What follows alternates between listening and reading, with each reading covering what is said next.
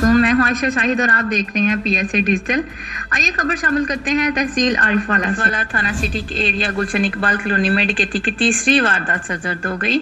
गुरू खवातीन ने शहरी के घर में घुसकर नकद रकम, जेवरात और कपड़ों का बैग लेकर गायब। आरिफवाला 2 खवातीन 7 सितंबर की सुबह गुलशन इकबाल कॉलोनी में शहरी मोहम्मद आसिम रजा और अब्दुल रजा के घर में घुस गई। मोबाइल फोन, नकदी रकम और खवातीन के जेवरात लेकर गायब, जिनको गली में लगे CCTV कैमरों में भी बाकायदा तौर पर देखा गया।